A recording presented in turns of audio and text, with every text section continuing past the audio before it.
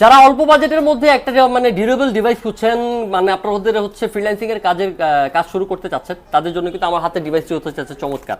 Core i 5 এর 4000 series, আমি এটার সিরিজটার আবার নাম বলে রাখি, এটা হচ্ছে HP EliteBook 840G1 যেটাকে বলা হয়।